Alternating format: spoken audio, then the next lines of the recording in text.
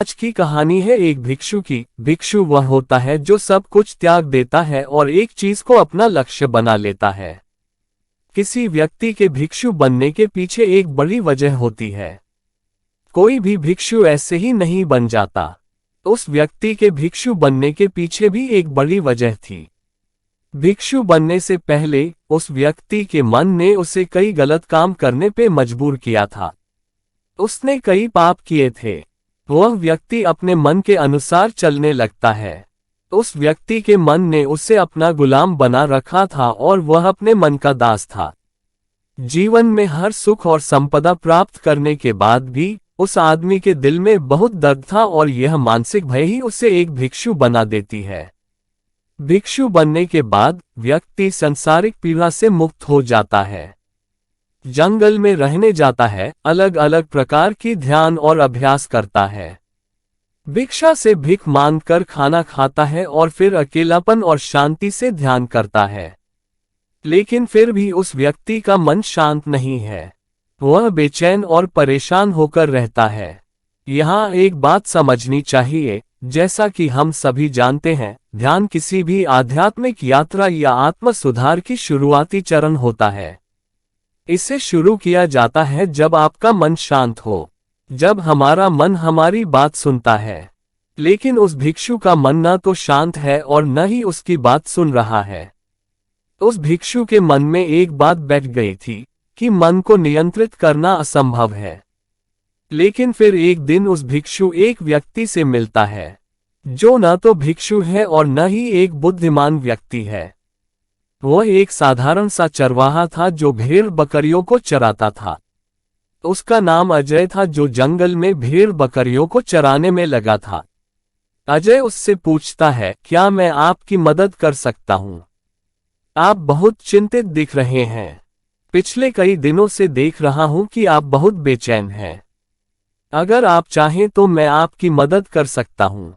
भिक्षु ने अजय की बात सुनते ही हंसते हुए कहा, भला तुम मेरी मदद कैसे कर सकते हो? तुम संसारी हो और तुम मोह माया और संसार से जुड़े हुए हो। मैंने सब कुछ छोड़ दिया और जंगल में आया, फिर भी मेरा मन मेरे वश में नहीं है। अजय कहता है कि हाँ, मैं तुम्हें सिखा सकता हूँ, मुझे अपने मन को वश में करना आता है। वह चरवाहा कहता है, मन को वश में करने के लिए सभी वस्तुओं का त्याग करने की आवश्यकता नहीं है, न ही जंगल में आकर रहने की जरूरत है। मन को वश में करने के लिए बस एक चीज को छोड़ना सबसे जरूरी है। वह भिक्षु उस चरवाहे से पूछता है, वह एक चीज क्या है? चरवाहा कहता है, वह एक चीज है गलत जानकारी। आज तक हमारे भीतर जो भी जानकारी गई है, उसी ने हमारे मस्तिष्क और मन का निर्माण किया है। सन्यासी उस चरवाहे से पूछता है, परंतु वह कैसे? वह चरवाहा समझाते हुए कहता है, मान लो तुमने आज तक अपने जीवन में सेब का फल ही नहीं खाया है, तुम्हें सेब के स्वाद के बारे में कुछ भी नहीं पता, तो क्या तुम्हारा मन कभी सेब खाने को कर सकता है? नहीं ना। इसीलिए हमारे मन का निर्माण जानकारी से होता है। वह सन्यासी चरवाहे की बात से प्रभावित हो जाता है और कहता है, क्या तुम मुझे थोड़ा और विस्तार में बता सकते हो इसके बारे में? अजय भिक्षु को बताता है कि अगर तुम अपने मन को नियंत्रित करना चाहते हो तो मेरी बातें ध्यान से सुनो। तुम अपने मन को नियंत्रित कर सकते हो जब तुम अपने मन की जड़ों को देख पाओगे। मन का निर्माण जानकारी से होता है और हमारे शरीर में जानकारी के 5 प्रवेश द्वार होते हैं। पहला, आंख। अपनी आंखों से जो कुछ भी देखते हैं, अच्छा या बुरा, वह सब हमारे मन की याददाश्त में इकट्ठा होता रहता है। दूसरा, कान। जो कुछ भी हम अपने कानों से सुनते हैं, हमारे मन में वैसे ही बीज के रूप में बोया जाता है। तीसरा, जीभ। जिस भी चीज का स्वाद हम ले लेते हैं, वह हमारे मन की याददाश्त में अंकित हो जाता है। चौथा है नाक। जो एक बार सूंघ लेते हैं, चाहे वह सुगंधित हो या दुर्गंधित, वह हमारे मन में दर्ज होता है। और पांचवा है स्पर्श। जिस चीज को हम एक बार छू लेते हैं, स्पर्श कर देते हैं, उसकी याददाश्त हमारे मन में कहीं न कहीं अंकित हो जाती है। इन 5 और शारीरिक द्वारों से जो भी जानकारी हमारे अंदर प्रवेश करती है, वह जानकारी बीजों के रूप में जमा हो जाती है और धीरे धीरे वृक्ष बनते हैं। हमारा मन मिट्टी की तरह है जिसमें बीज बोए जाते हैं और हमारी बुद्धि बीज बोने वाले किसान की तरह है। अगर हमारी बुद्धि गलत जानकारी के बीजों को सही जानकारी के बीज समझकर बो देगी और भविष्य में जब वह बीज वृक्ष बनेगा तो भविष्य में वह पेड़ खराब फल देगा। हमारा मन एक उन्नति के काबिल किसी खेती की तरह है जिसमें हम जो भी बीज बोते हैं वह हमारे अंदर उग जाते हैं। जैसे कि एक किसान ध्यान से सही बीज चुनकर उगाता है ताकि उसकी फसल भरपूर और फलदार हो, हमें भी अपने मन को सच्चे और सकारात्मक विचारों से सजाने की जरूरत होती है।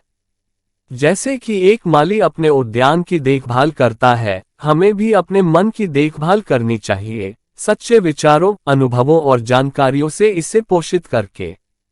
इस तरीके से हम अपने अंदर एक समृद्ध भावनाओं, समझदारी और विकास के वृक्षों को खूबसूरती से फूलने देते हैं। तुम्हारा मन तुम्हारे बस में इसीलिए नहीं है क्योंकि तुमने पहले से ही अपने मन में बहुत सारे गलत बीज बो रखी हैं और अब वह बीज बड़े वृक्ष बन चुके हैं। वह सन्यासी उस चरवाहे से पूछता है, अब मैं क्या करूं?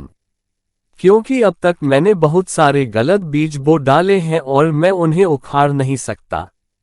अजय भिक्षु से कहता है, तुम अब तक अज्ञानता और अनजाने में गलत बीज बो रहे थे, लेकिन अब से सच्चे मन से सही बीज बोना शुरू करो।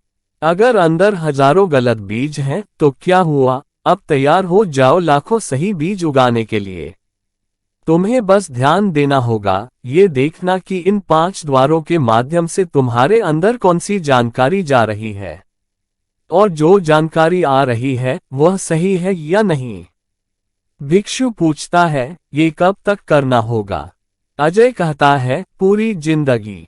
जैसे तुम हर दिन अपने पेट को अच्छा खाना देते हो, ठीक उसी तरह हर दिन अपने मन को भी अच्छी जानकारी और सही विचार दो।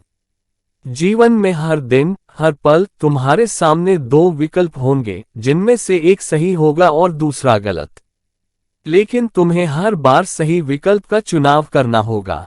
हमेशा याद रखना, सही चुनाव करने से तुम्हें अंदर दुख हो सकता है, तुम्हें तकलीफ भी हो सकती है, लेकिन वह तकलीफ कुछ समय के लिए ही होगी। तो चाहे अंदर तुम्हारे कितना भी दर्द हो, तुम्हें हर बार सही विकल्प का चुनाव करना होगा। जितनी बार तुम सही चुनते हो, उतने ही अधिक सही बीज तुम्हारे अंदर बोए जाएंगे और जिस दिन तुम्हारे अंदर सही बीजों की संख्या गलत बीजों की संख्या से अधिक हो जाएगी, उस दिन तुम्हारा मन तुम्हारे नियंत्रण में होगा। लेकिन उस दिन के लिए तुम्हें आज से ही अपने प्रयास को जारी रखना होगा। भिक्षु अजय के बातों को समझ जाता है। अगर आपको ये कहानी पसंद आई हो तो इसे अपने दोस्तों और परिवार के साथ भी शेयर करें। नमो बुद्धाय। धन्यवाद।